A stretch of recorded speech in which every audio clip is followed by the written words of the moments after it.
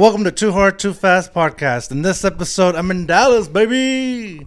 I'm here with Sal's Famous. This is his artwork. I really love his artwork. I love his story. He was on a podcast that I follow with Talk to Rami. And, you know, I got to listen to his story, and we're going to talk about it right now. All right, well, let's sit back, buckle up. Let's go Too Hard, Too Fast. Hey. Hey, this is Sal's Famous, and you know I'm going too hard, too fast. Dallas, baby, I'm here. How was that?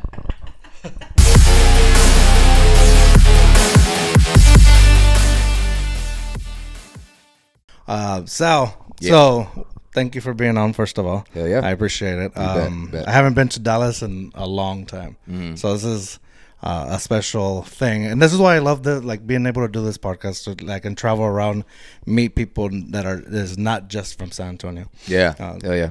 But like I said, I really love your art. I really love your story on how you were kind of like working regular 9-to-5 jobs and kind of trying to figure out what am I going to do when I grow up kind of thing. Correct. Yeah.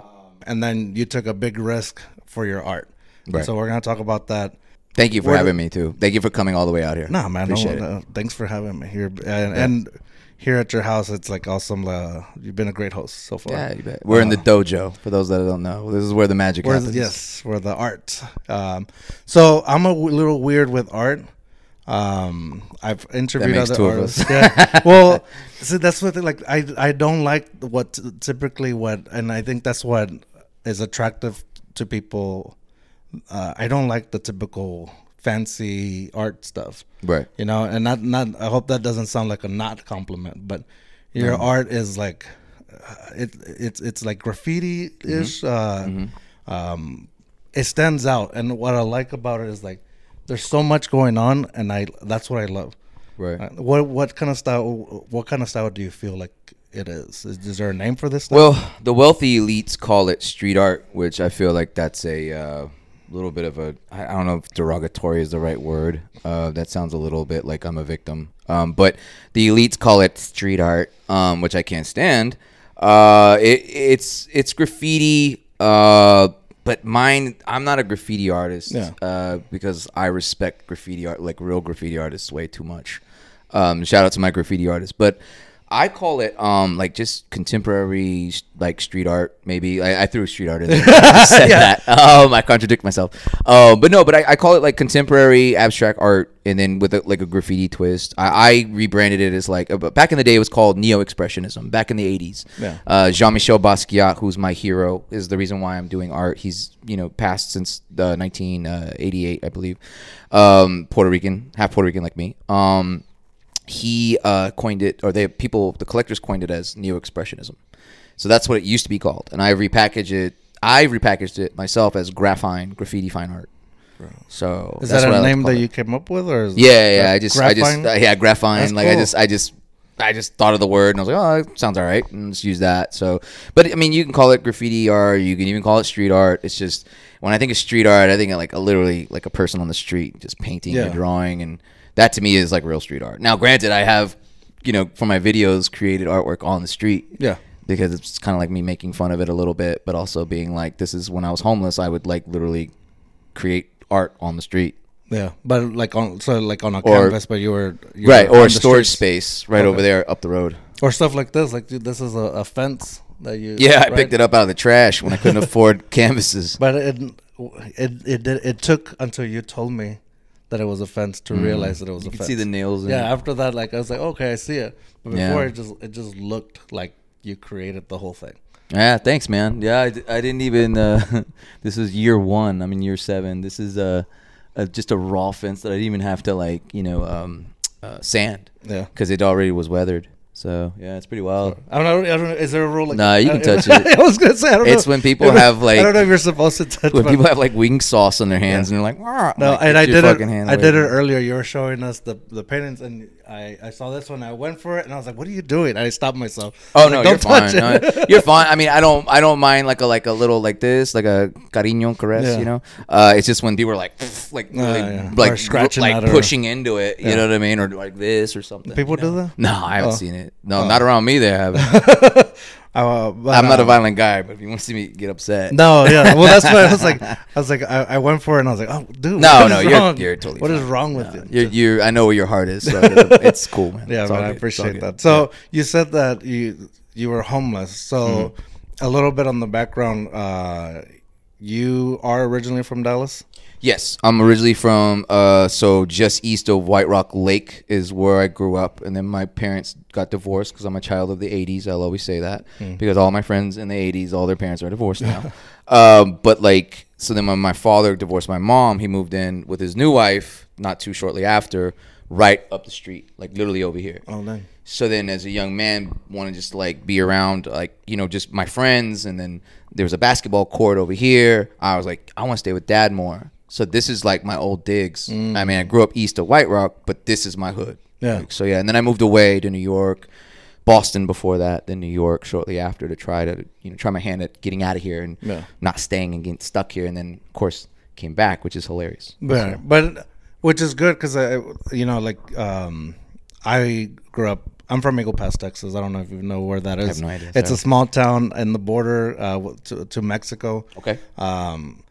But my thought when you said you had to get out of here, and I heard that you say that on Rami's podcast. Yes, correct. It's almost the same mindset. Like I felt like I needed to leave Eagle Pass to do something. Yeah. And it's not, and I've said it before, it's not to dig on the people that stayed. Like they did good things, they're doing good things, or not, whatever. I don't know their story. But for me, I felt I needed to leave or else I'm stuck. Right. But that's mindset of a small town. There's nothing here. Where Dallas, I feel like there's a lot going on. What made you feel like if you stayed here, you would get stuck? Well, now in Dallas, there's a lot going on. Then, me being a young shithead, I was like, New York is where it's happening. LA is where it's happening because there wasn't a lot here. It was very kind of, just a lot of families, and it was just starting to develop.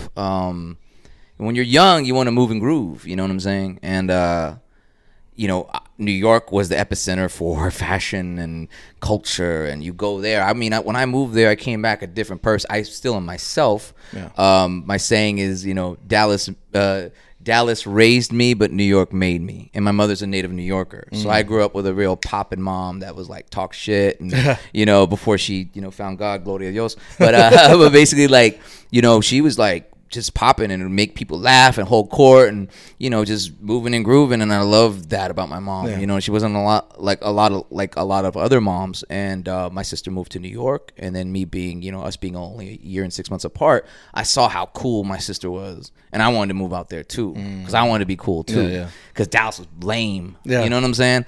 And then I moved away, and then, after your 20s, man, fuck, dude. I mean, I was living on a pizza a day, slept on the subway from the F train, going all the way down to from Queens to fucking deep in Brooklyn. And anybody who's listening who knows what that means, you know what I mean. And then the A train going. I was nodding like I knew what. So basically, it was like the longest you could ride a train and sleep on it before you had to get off and cross the platform to do it all over again and not get caught by a cop. That makes sense. It just because I had nowhere to go after a while, and but then after your 20s, it's like, man, this is for the birds, dude. I want to go back to Texas because now I'm appreciating all the small town hellos. How are you? Oh, yeah. You know what I'm saying? Yeah, moving and grooving in New York, it's just like, man, you bump into somebody. I mean, I smashed into so many people.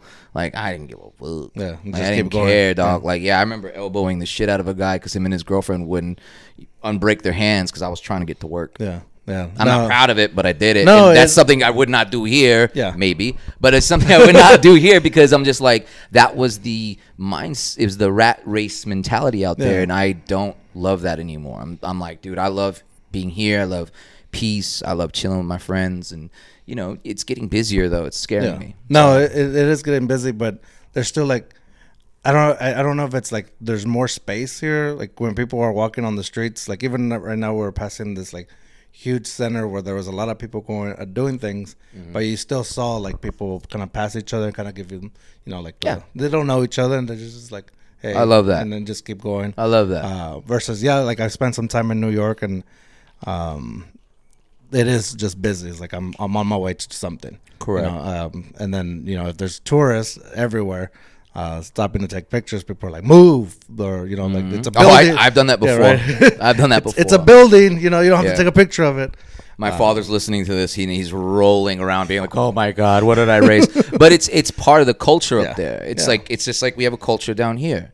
So like if you act like a New York asshole up there, which New Yorkers aren't real New Yorkers are not assholes.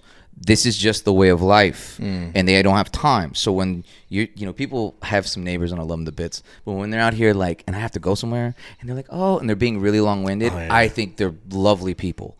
But I'm like this, in my head, I'm doing like, wrap it up, let's go. I'm like halfway in the car, like, and I'm like, Jesus Christ, wrap it up.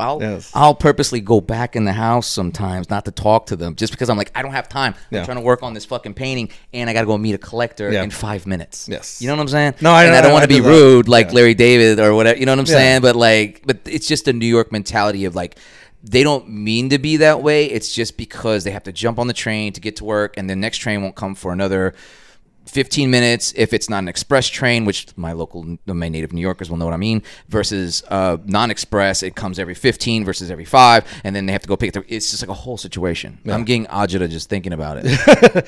Yeah, man. And you know what? I'm super awkward with like stuff like that, like when the neighbors want to talk or something, because I can't do small talk. I don't like it, but it's because I can't do it. I'm like, which is hilarious because you're host a podcast, right? But it's not small talk. Like we're deep, we're deep diving. Yeah, I got you, like, brother. Oh, the weather's nice, right? Yeah, and I'm like, yeah, it rained yesterday. I gotta go. Yeah, but see, there's something charming in that I can appreciate now. But when I was a young shithead, I was just like, man, fuck that. I don't want to talk. You know what I mean? Like you just want to go do you, just be about you. And after a while, you're like, you know what? I can appreciate it. But it's just when I'm in a real hurry, I'm like, I gotta go. Like, I'm sorry. Hey, like my chick will be talking to somebody outside. I'm like, hey, good to see you. I'll like go inside because I'm like, I got shit to do, man. Yeah. I mean, but so going back to being in New York, you went for fashion or you went to just hang out, be cool? So I was only into fashion at the time because my father is in the rag business, as he calls it. And I grew up in the rag business. Rat or rat? Rag business. Oh, rag. Rag. Sorry, No, you're good. Listen, but I do mumble. I don't open my mouth when I talk, so my wife gets mad at that my all mom the time. used to hate it. You mumble too much. Yeah. My dad was in the rag business, and I grew up at a very high-end store that I'm not going to name just for his privacy. But basically, I wanted to get out, like you were saying. It was just like small town, small town-ish. Yeah. All my friends were having kids or getting into trouble and whatever. And I was like, I want to do something else, but I don't want to move to New York. My sister lived in New York, and I was like, I don't think I have it. Right. So I wanted to move to my cousin was living in Boston, Massachusetts. So I moved to Boston, and my dad helped me do that. But I was working at a clothing store. So I thought I always wanted to do something fashion related. Yeah. And you do have like a pretty awesome fashion, by the way. Very kind. My dad would beg to differ. He'd be like, you should wear those suits again. I'm like, no, fuck no. Just for the job you want. I want to be a rock star, so I want to look like a rock star. Yeah. So, to your point though about it's kind of interesting.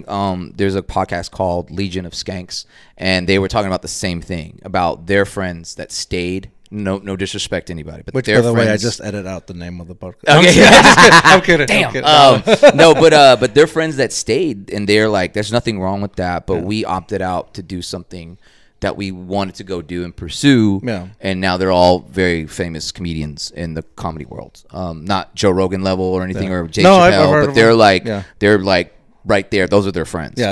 No, they're big time. Yeah, and they started out doing just a podcast with their friends. You know what I mean? But anyway. But there's something to that mindset of someone who wants to do something else that is like, I need to do that for me because that's what I see winning is doing that. Because if I stay here, which is hilarious because I came back here, but it took me to leave and come back, and it worked out perfectly because now I don't have to be with Instagram and everything else. You don't need to be in a big city to be exposed. Yeah, right. There's somebody who's Dubai right now who's probably looking at my stuff. And I don't even know it yet. Yeah, no, that's crazy. That's real. Yeah. I mean, not saying that's happening right now, but that could be. No, I mean, it is happening because thanks to like the YouTube and the Spotify, they'll tell you like who's listening, and even being smaller podcasts, like you still see the numbers. There's numbers in Germany. I was like, how is this reaching Germany? Correct. So it's crazy. You never know who's listening, who's watching, and who's enjoying your art.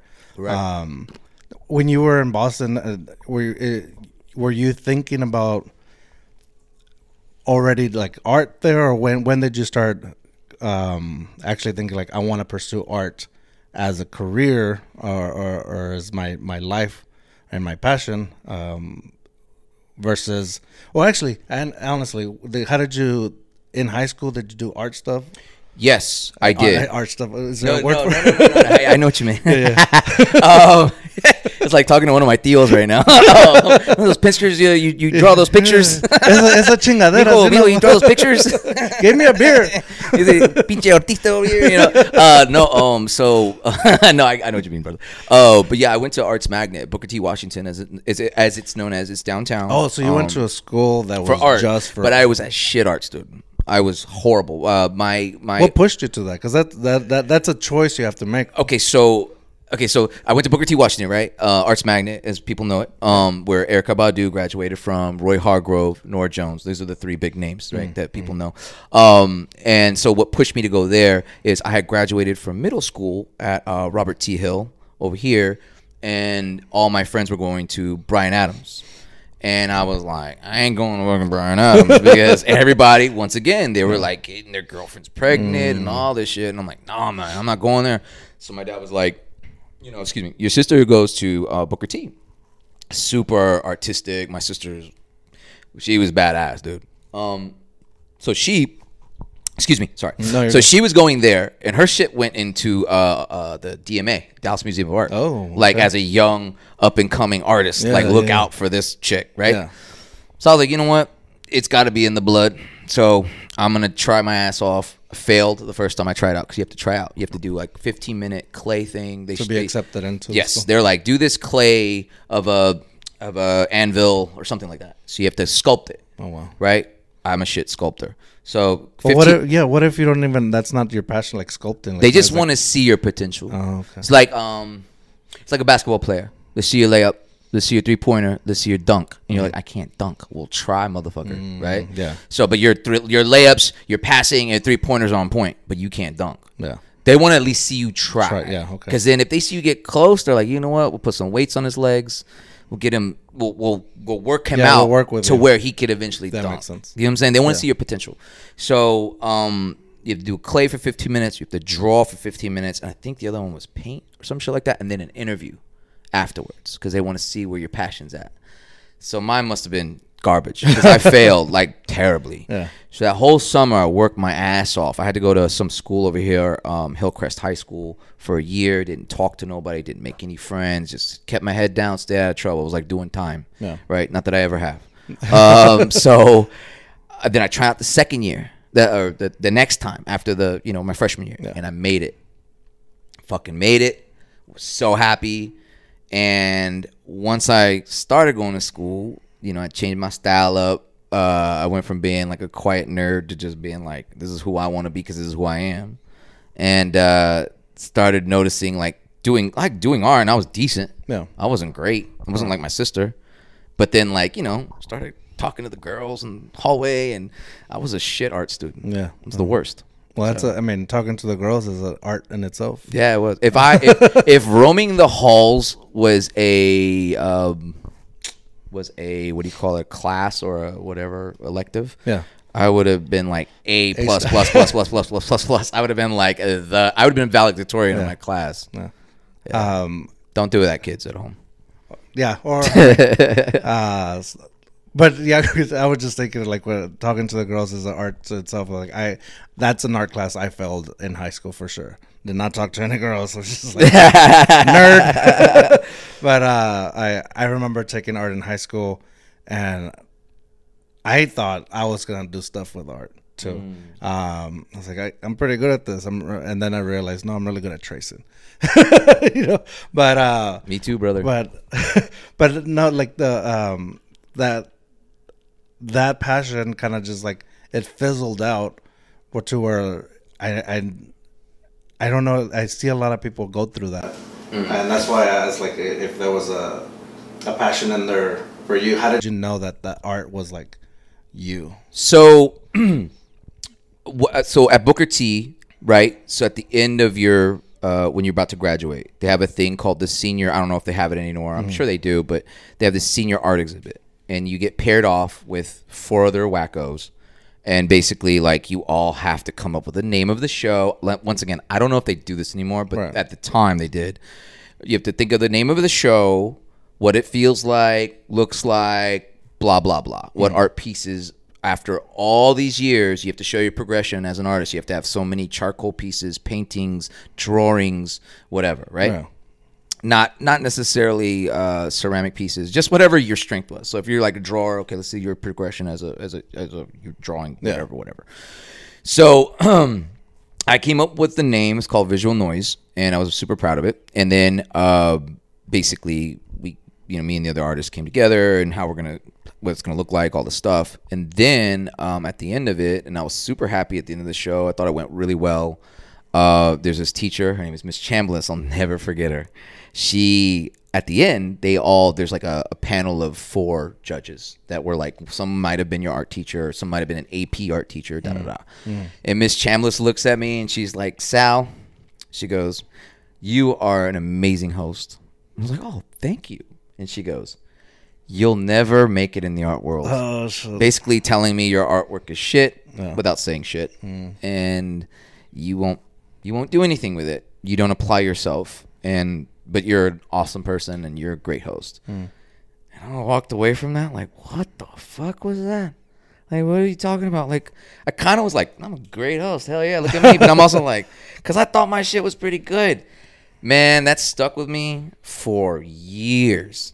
And I just always would think about her every once in a while. And one day my sister sits me down. I had lived in New York with her, I think, at the time. And then I took a break and had moved back for like the summer or whatever. And she comes down. She's like, Salby, I want you to look at this documentary about Jean-Michel Basquiat. I'm like, who the fuck is Jean-Michel Basquiat? And she's like, he's Puerto Rican like us, blah, blah, blah. And Afro-Latino. And she's like, check out this doc. I'm like, I don't want to see that shit. But my dad's like, come on, let's check it out. Cool. Puts it on. It's on PBS. I'm watching it. I'm like, who the fuck is this guy? I'm like Conor McGregor. Who the fuck is this guy? Who the fuck is that? You know what I mean? Yeah. I'm like, who the fuck is this dude? He looks like nobody that I know that does art. Usually I'm like, they're usually like white. They wear all black. They're emo. And they're like in the corner, like, doodling. Have you ever seen Wedding Crashers? Yeah. The brother that does art and gives it to Vince Vaughn. They all look like him. Yes. Okay. And this guy's dreads. He looks cool. He like fucking hangs out with Andy Warhol. He's making he started off homeless, started making money, hung out, lived with his girlfriends, whoever they were, when he was homeless. So basically, like, when I was watching that, I was like, holy shit, who's this guy? Yeah. And it opened my eyes. Ever since that day, I would Google him, and then I started painting. The documentary that kind of pushed you. Well, actually, let me say this: I've had other artists, and I'm not gonna, I hope this doesn't sound mean, but I've had them on here, and it's like I had to like pry information out of them. It was so hard to get information. And they were nice. They were super nice. I call those gallery mascots. What does that mean? It means they're playing it sweet so they can get into a gallery. They're being political about it. Art isn't political. Art is free. Not literally political. Meaning like, I'm a rock star. I mean, without sounding too whatever. Yeah. But I'm a rock star. I didn't get into this to be a good boy. Yeah. I came in to be me. Okay. You know what I mean? Yeah, I get that. Because you're loud. You're like... You're outgoing, like I could feed off this energy, Correct. To where like the artist is like, well, tell me about your background. Well, I was born. Right. It was like hard. I was like, well, where from? Like, what kind of struggles did you? But they're the kind to where, or at least that I felt, my information is in the art. Like, so that's where I put my information out. Like, that's how I express myself, and I get that. Like, that's how it works. That's what art does. But also too, it's like, there's and I'm sure they're nice people, but like, that's the point, is they're nice people. I'm not trying to be a nice person. I'm trying to be me. Yeah. And if that's not nice to certain people, then fuck you. Yeah. There was a shirt by this gentleman named Massimo Bazzocchi, who I grew up loving. He's just the coolest, most passionate guy. How he felt about clothing, meaning men's suits and whatnot, was just the coolest. And I was like, if I could give a tenth of that to the way I feel about what I do, I will be successful. Yeah. And he gave me a shirt, and the shirt said, "It's who you are." I never understood what that meant until I was maybe 20 at the time, 19 maybe. 10 years later, 15 years later, I was like, I get it. I get what that means now. And that's what it means to me. It's like, you can be an artist and whatever, but it's not, if it's not who you are, I'm not saying that's not who that person is. Just saying it's just like, be who you are. Show the people. Don't be afraid. Right. That's why I'm doing this interview with you, because I'm like, I'm an open book, man. Yeah. There's only one thing that we talk about, whatever, yeah. that I will not say. And now they're all wondering what it is. You gotta follow them to find out. Go to our Patreon right now. No, but you know what I'm saying? Like, it's just like, man, I'm gonna be who I am, and I don't give a fuck what my dad thinks. I don't give a fuck what my mom thinks. All due respect, but it's like, I'm gonna be me. Y'all raised me right, and now I'm gonna go do my thing. And if being the crazy artist, this is not a shtick. This isn't, a troll, or I'm not Tekashi 6ix9ine. I'm being who I am. So. Sorry, I was making sure. No, you're fine, brother. You're fine. Dude, but yeah, that's what I know. My sister dislikes when I say this on the podcast, but like I for the longest time that I can remember, my son's growing up the same way now, and I feel like it's teaching him something, but it also is making him a little jerk. But I go, dude, I do what I want. I do what I want. Don't tell me what to do. And my wife hates it. It's like, hey, have a great day. Don't tell me what to do. Yeah. But it's a joke, but it's also a mindset. Like, I respect my mom, respect my dad, what they think, and what they, what they advise from me. Like, I'll take the advice. Right. I'll listen to the advice, but then I choose what I think is good for me and what is not. And that's with everybody.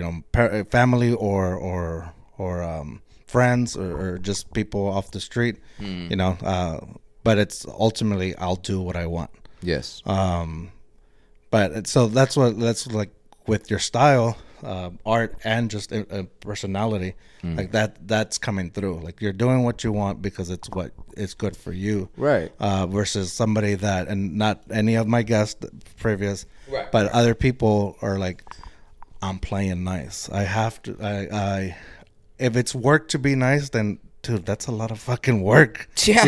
And then, okay, so for artists, right? And and all due respect to those other artists, but like, what did you get into this for? Did you get in this to like basically work corporate? Because that's what you're doing when you work for galleries. Because you're not hanging in a gallery. You work for them. Yeah. Because guess what they do? They go, give me half, or give me 60% of your work that you provided just to create a storage for you, so your shit don't get rained on. Right. And so it gets in front of all the right people. My shit gets in front of not all the right people, and there is a prestige to being in a gallery, but they hold that over the heads of starving artists, because artists are so desperate to sell their shit for $500. They'll fucking... I heard a story yesterday. I'm not going to say who it is, because I respect them very much, but it's an owner of a venue that my stuff hangs in. And my stuff, it's in there. Yeah. It's my fault for not moving out certain pieces, but he told me a story of a young gentleman who basically devalued his shit for $300. And this kid, I've seen his work. He's talented. And I'm like, see, that's the problem. You're whoring yourself out for $300 just because you need to make some money. And therein lie, my friends, the rub. Because that's what's going to keep you going. Yeah. Is you have to fucking push through that shit. Guess what? I would sleep on the street and not make the $300, because you know what happens if I put my stuff on sale for $300, and I'm gonna sound like a piece of shit. That's what. But I don't give a fuck. It would be mutiny. There'd be people lined outside this house, because there's people that tell me all the time, man, I just wish. I'm like, well, get your money up. I don't say that to them. I just think it in my head. But I'm like, hey, man, like, you should have bought in year two. Year two, I was selling my shit for only $1,000. You know what I'm saying? Yeah. So it's not on me. Like, I'm just doing what I do, and and I'll take a hit every once in a while. There's slow months, right? But I will be damned if I sell my shit for $300. Now, there's drawings that I'll do for about $450. Yeah, I'll admit that, because those are just drawings. They get them framed, they look great, and then it comes up in value. And then Right. one day those drawings will be $1,000. Right. But right now, I'm like, these are just drawings. I'm just doodle, boop. Yeah. And somebody can always resell your art for more. Like Correct. Right, and that sucks because Correct. you don't get any of that. No, you know what though? It does suck, but I understand that's part of the game. Right. And I'm playing this game, and I can create stuff like this, that. I can do it over and over, and that's my gift. That's the gift that God, the universe, whoever's watching us, gave me, is part of it. I can create like a motherfucker. I can churn it out. It doesn't take me a month. That took me 2 days. This took me a week. I'm not boasting. This is real facts. Like, I can just churn them, dude. I can churn them and burn them, and that's why sometimes I'll just. And you know what? It's part of the gift. The gods gave me a gift. Part of that gift is giving to charities, philanthropy. You know, I'm sad to see certain pieces go just because I love them so much. Right. But I know somebody else is going to love it even more, and it's going to raise money for a good cause. Yeah. But going back to your point, artists that I went off on a tangent. I'm sorry. No, that's perfect. And you know, it something that with art for me, I've said this before, and I pissed off an artist once, and it's like, I'll see stuff that is called art, and I'm like, dude, this is what is it? Like, it's just like a pole with a beer can on it. Yeah, for sure. You know, whatever. But then, you know, I guess for somebody else it is stuff. But like for me, like stuff like this, like it's super cool. Like, it speaks to me. Thank you. And that's what people say all the time. You know, like in those fancy shows, like, or fancy art shows, like let it speak to you. Let it speak to you. And I'm watching like really nice paintings, and I'm just like, it's nothing for me. Like, I don't get anything out of that art. Yeah, it's so. But by the way, go ahead. No. Sorry. To what I was saying is like, to your point of like, I won't sell for the $300. I won't. But that makes sense to me because that's, you put your passion into it. And if you sell for lesser than what you feel, then you're, like you said, devaluing yourself, and that's what the art piece is going to be worth. Correct. You know, if you're pricing it at a different, that's what that price is. That's what that piece is worth. Correct. You know? Now, Jean-Michel Basquiat, going back to that, it's called The Radiant Child. That was the name. If anybody wants to check it out, it's called The Radiant Child. You can buy it. I have it on Vudu. I watched that thing probably 20 times. I could quote a lot of the scenes in it, like from people that talked about him. I digress. There was, going back to talking about not devaluing, the art. There is a gentleman that I sold a piece to, and he had serious art in his house, him and his wife. And I showed him a piece. It was a crocodile piece, and it like took me 4 hours to make. He's like, I love that one. I told him the dimensions. He goes, how much is that? And I told him how much. He looked at the other piece. He goes, okay, so I'm buying this one for this much, right? What if instead of this much, which I can't remember the price, but it was a lot of money. Yeah. Give it to me for a few thousand less. This thing would have been sitting in my house. I said, okay. Because he's a collector. He's a legit collector. I brought that thing to his house with my installer who installed it. He stared at that thing on his couch. A white man who doesn't know me from Adam. Right. And being Latino, that's a lot. Because our people, I'm half Puerto Rican, half Mexican. Our people work for these people.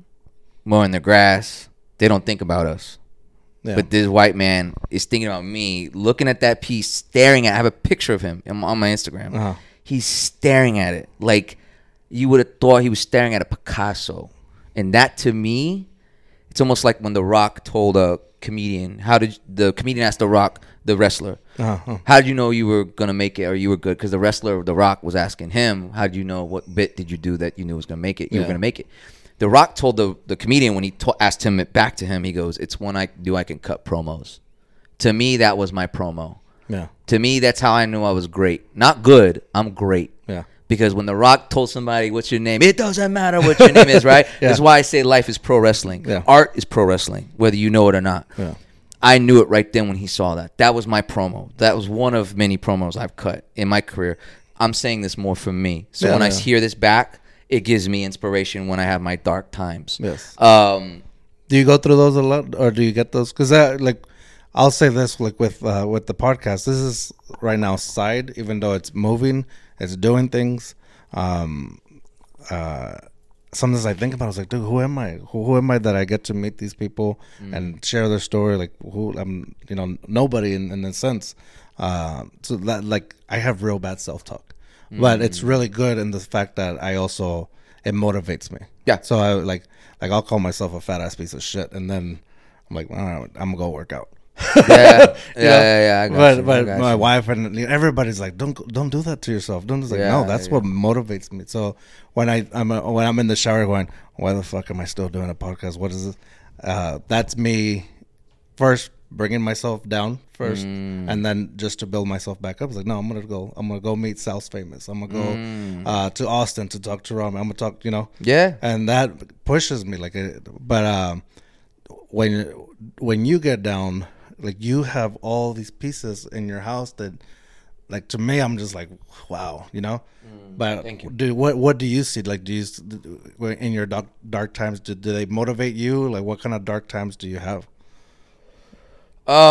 So, I referenced somebody on Rami who I love very much. His name is Coach HP. Shout out to the coach. I asked him kind of the same question. He's like, you never get stuck, right? Or you never feel dark. That. And in my head, I'm like, I wanted a little bit more, though. But I know what he's saying. Yeah. But I wanted probably an answer like I'm going to give you right now. Yeah. They call that what you're feeling. They call that imposter syndrome. Yeah. I had to think about it. But basically, like, that's why I love stand-up comedians so much. I love pro wrestlers and stand-up comedians. Because to me, everything's pro wrestling, right? And to me, everything's like stand-up comedy. Like, for me, when I'm posting on my Instagram, my new pieces, those to me is like my working out my material. And my special is when I make a sale or if I get a commission. That's my special, right? So there's a lot of stand-up comedians. They're like, when I burn my material, I have to start working on new stuff, and they have a hard time because you have to creatively work that muscle again and come up with things that are better than what you created before or as good. Right. So I get not the imposter syndrome. I just get the dark times a lot as far as, when it's quiet and you're not bringing home the bacon, man. It gets rough. It does get rough. And it's not all about money, but money is what makes the world go round. And it keeps you have to live. Exactly. And, when I'm in the rarefied position where, I can, keep the bills on a steady wavelength enough to where it's like, now I can go buy the toy that I wanted to go buy, like the car or the house, whatever. When I get there, I'll know I made it. But for the dark times, I think I just kind of like I have to recalibrate a little bit and just watch something that inspires me, or the Jean-Michel, the documentary, or look at another artist that's like making it and them talking about their times, and just kind of just being like, well, I have to remind myself I was homeless. So this is better than being homeless, like way better. And like talking to other artists that are like going through their shit and they're talking about how they're talking about art. And I'm like, fuck, I made way more on a piece than you're making, and you're still grinding. And no disrespect to them. It's more like you're grinding so hard and I'm grinding too, but like you don't realize how dope your shit is. And I realize what mine looks like, and like I'm selling mine for like triple, quadruple what you're selling yours for, and like that's so crazy to me. Like it bugs me out a little bit, if that makes sense. Yeah. So when I'm going through my dark times, I just try to like get out and like or work on art and post and just keep pushing that shit, because it's like that you just never know. It's like that old saying, like you're chopping that tree, and that tree's about to fall, and you're just like, fuck this, I give up. Yeah. You have to just go back and sharpen your blade and keep chopping. Take a break, maybe even push back. Like I'll leave the house, I'll go to a bar and I'll just fucking hang, and I'll talk to somebody who's just living dark. They're just like, I hate my life, blah blah, I lost my job. I'm like, all right, life's not so bad. I'm blessed. I'm blessed. I have to remind myself, like, with little things like that. And don't have imposter syndrome, dude. Try your best not to. I used to get it in the beginning, and I had to talk myself out of that ledge. You know what I mean? So off of that ledge. Excuse me. No, that's interesting. I don't know. Like I know people told me to stop doing. Like actually on the way here, I'm pointing this way. Nobody can see him. My friend Victor's on here helping out, but on the way here, he was kind of like telling me the same things. Like, dude, you have this. You're doing this. You need to be more. I already forgot what you said. Just have more confidence in what you're doing. I think something like that. But the thing is, for me, I know I have a really bad ego. So if I feed into that, then this doesn't exist. This conversation doesn't exist because your head gets too big. Because then you're not gonna be like, no, fuck this guy, you know. So I've learned to, like, you can't be that kind of. I don't like being that kind of guy. Right. So I do talk myself down a lot. I was like, just to be in perspective, like, you know, like. I don't know if that makes sense, but yeah, it does. It's like I think we all have an ego, and I don't like to feed that ego. Okay. I like to share my accomplishments, and I like the success of, you know, different things that I get to do, and I will celebrate that. But then let's move on. Let's go to the next thing, and let's keep moving. And it goes along with, like. When people talk shit about me or whatever in person or life, whatever, it doesn't affect me. And it's something my wife always talks about. It's like, how do you not let it affect you? I don't think about it. But at the same time, when somebody compliments me, I don't think about that either. It's like, thank you, and then we'll move on. Interesting. But it's what helps me to continue to, like, push forward. So whenever I am in the imposter syndrome or the dark times, I'll talk shit to myself, and then I build myself back up. You know, but I don't know why I made it about me right now. See? No, you're good. It's good. I mean, it's good to hear though, because it's like somebody's gonna hear this. Yeah, it's gonna help them because maybe they're thinking the same way. I will say this though, you know, Tom Brady, I think, had a quote where it's like, you have to enjoy and celebrate when you get a win. Yeah. Right. And so I have 2 rings that I wear that mean the most to me. There's this one that has my logo on it, and this one. I bought this one after I was homeless for several years. I used to go in this jewelry store, and I told the guy, I was like, one day I'm going to come back and buy that. Yeah. And I was living out of my backpack. And he's a sweetheart of a guy. And he's probably like, yeah. And that was year 1. So then maybe 5 years later, I went in and bought it. And it was not cheap. It's gold, real gold. Yeah. And then I had him custom make this one recently when I sold my biggest art piece in my career. That was nice, yeah. Thank you. And I always told myself I'm gonna have a ring with my pinky ring with my name on it because my Theo had one and he was a boss. And I told my dad when I bought it, I said, look at this. I said, my Theo Trini and I are the only 2 people in the family that ever had a ring, gold ring with their name on it. So these are my 2 Super Bowl rings to me. Bruce Lee had a quote too. Is like, don't ever joke about yourself or kid in a negative way because the spirit doesn't realize what's real and what's not. So I would just say, and you have your own way of dealing with your thing. I'm just going to say, in my humble opinion, I try my best not to shit talk myself. Yeah. The only shit talk I do say to myself, because I have to get to the gym, is like, I got to get my fat ass to the gym. Because if not, it goes to shit. You know what I mean? I'm working on it like everybody else. But that's the only thing I'll do.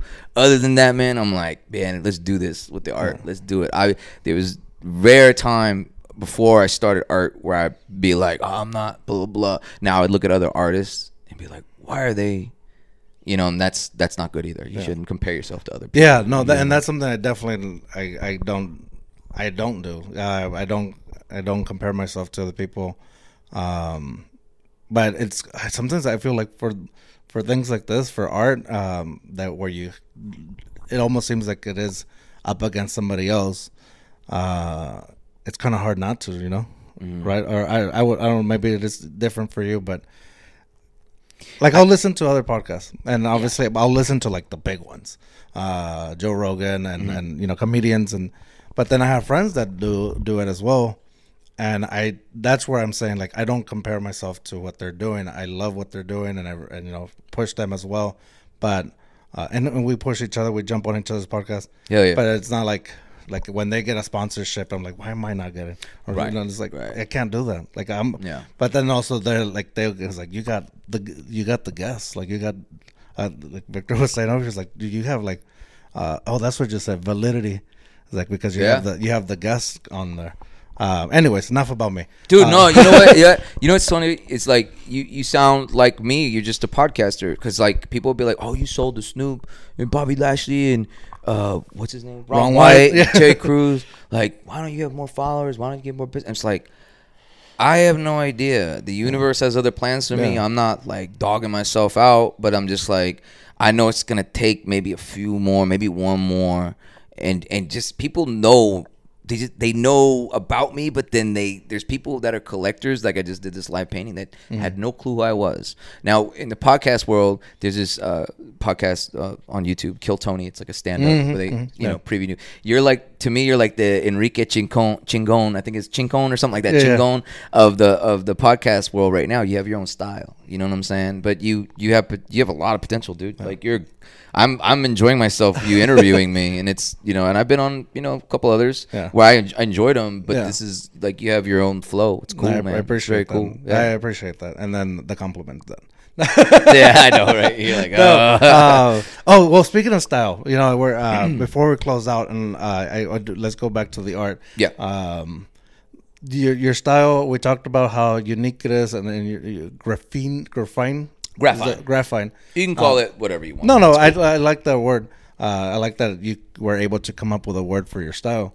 How do you make sure you don't get out of your style? Because you have different things that you're talking about, like, and some are like, some are about what's going on in the world, like the COVID one over there in 2020. Yep. And then there's some that could be about anything.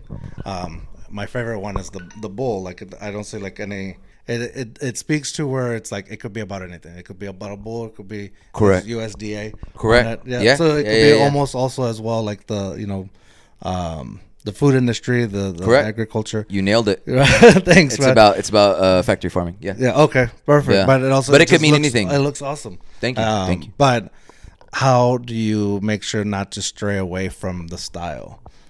So then when I get stuck, I watch a Basquiat documentary, that same one I just mentioned, because people are like, I'm not trying to be Basquiat, I'm trying to be me. Right. But I want people to know, because it's an homage, that this is who I was inspired by, and people tell me that all the time. I'm not trying to be whatever or sound pompous, but like, it's true. They tell me that all the time, like, oh, you remind me of Jean-Michel. I'm like, hell yeah, that's the biggest compliment you ever get. But I'm not trying to be him. Right. I'm trying to be me. Right. But show people this is who I was inspired by. Yeah.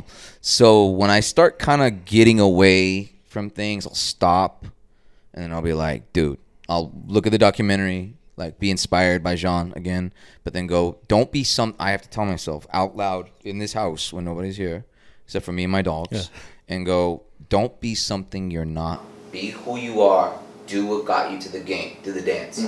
Do what got you to the dance. And then every time I do that, I'll like watch something else after the doc, like I'll have it in the background while I'm painting. I'll turn the doc off, look at something else, just something else to be inspired by. Entertainment. Paul McCartney said you have to be entertained before you can entertain. Right. So I look at something that maybe it's the Spider-Verse movie with all the colors and all that, right? And then I give myself a beat and come back. Then I'm good. That works for me. So that makes sense to, like, for you to get inspired in that way. And when you say do what got you to the dance, how do you make sure that you try not to recreate the same piece again? Good question. Well, so when I feel like I'm doing the same thing, which is, people tell me it's like faces, like, so skulls, right? Or faces. And I know I do a lot of it, but I like it. Yeah. Like, it just comes out, and I do it differently every time. That's like, you can't sign your name the same every time. That's how they know it's not forgery. You're not your name is signed different every time. I think that's true.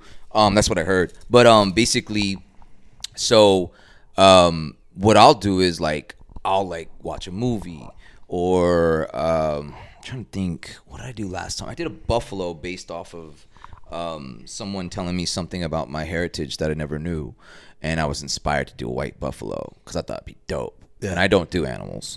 But yeah, like, I'll just kind of, like, I don't know, something will hit me. Like the other day, like, I don't do sports stuff, but the Rangers won the World Series. So I was like, it'd be super challenging for me, because I don't do sports, to make sports high-end art. You know what I mean? So I was like, I'm gonna do two, because there's one at this place, this other place down the way, and there's one at this other place that we're gonna go to after this. Right. And I was like, I want to do something but make it into my style, but it has all the little Easter eggs of them winning the World Series. Yeah.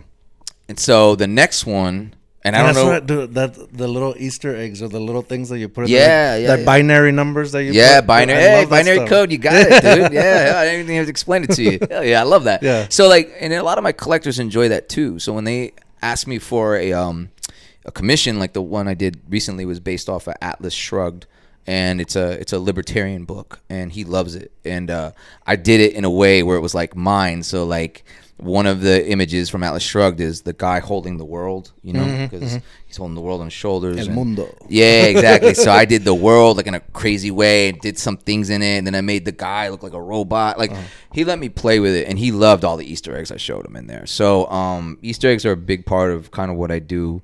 But then the next one, for some reason, and I take a couple of days when I think about this, but something's channeling me to do a piece, Alex Pereira, the UFC fighter. Okay. So I'm not going to do it like this is Alex Pereira, but he likes to come out with all the war paint, y todo, you know, with the headdress and shit. Yeah.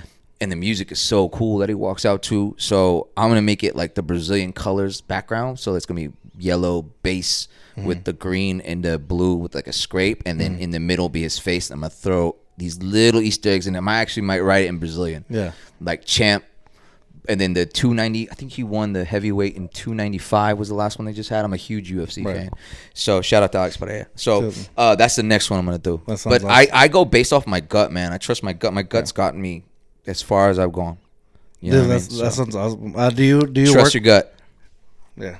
If you, there you go. With tortillas y todo. Yeah. Do you listen to like music when you're working? No, sir. No? Podcasts. Oh, for real? Podcasts, yeah. It's weird because music was great, and I still love listening to music, but I usually love bumping it in my car, kind of. Yeah. But, man, recently, like, all the stuff that I'm learning is from podcasts. And then sometimes I'll listen to like, I have a podcast on, but be watching, like, a movie on TV with the sound off. So as the movie's playing, I might see something that stimulates like my creative mind, or the podcast might have someone that says something. I can't remember. I did a piece where the person on the podcast said something that, and I was like, ooh, I want to do a piece on that, whatever it was. And I forget what the fuck it was, but it was awesome. Yeah, it was super awesome. That's badass. That's interesting. Yeah, I mean, you got to pull inspiration for wherever you can. Yeah. And I love your hat, by the way, because the okay. Muertos, yeah. I love that. I love that. My wife told me to wear it. I was like, his style is badass. Like this would be. I love it. I caught that. Like, that's a badass. Yeah, hat. So she actually recommends like wear the hat for him. Good call. Good call. I love it. So we're getting close to the end. I appreciate this conversation. Yeah, man. Thank you for having me. I'm gonna ask for your Too Hard Too Fast story, but before we do that, which also before we close anything out, like I said, I feel like we can have hours of conversation for sure. So I would love to have you back on if you're willing to come back on. Yeah, I would love to, man. I would love to, dude. Absolutely, it'd be an honor. Hopefully, it'd be in San Antonio. Yeah, man. Wherever. I usually say this on camera, that way I can say like, yeah, you said.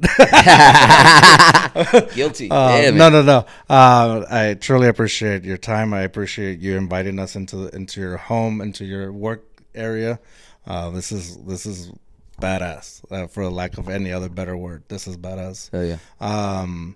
But where can people follow you and check out more of your art? So right now, until I have a meeting with this marketing girl, depending on how the rest of my year goes, for right now it's just Instagram at Sal's Famous Official. That's exactly the way it sounds. At Sal's Famous. Sal is plural. Sal's Famous Official, all one word. Dang, I didn't even ask you about why Sal's famous.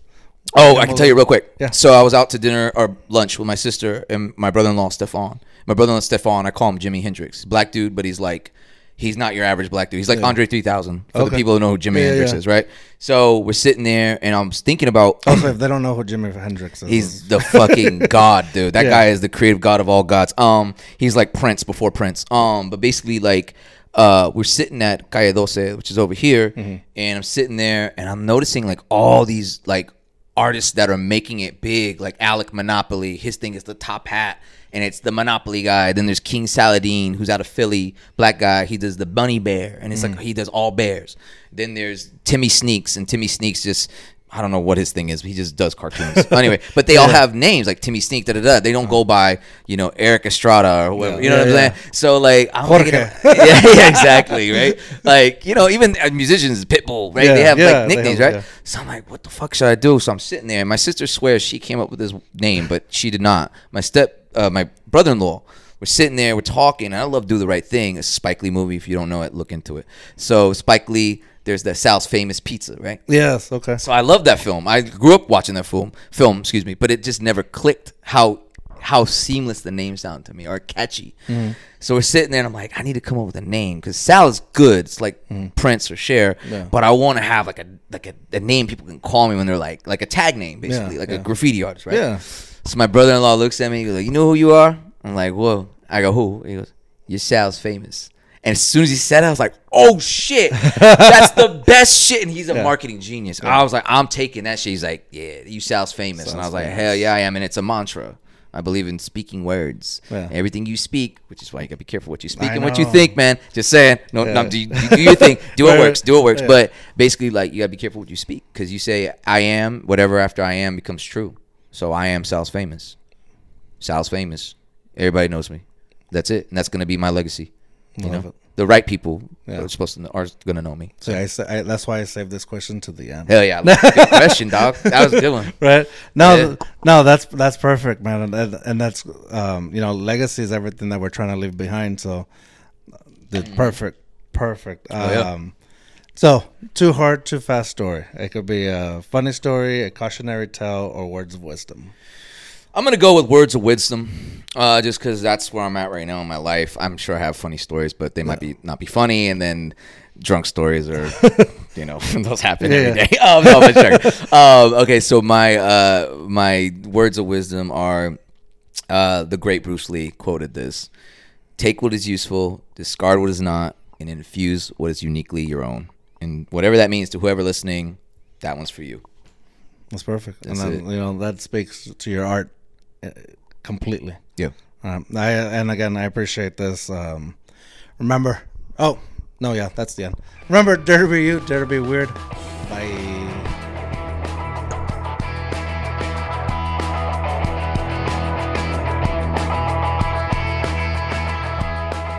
Está loco.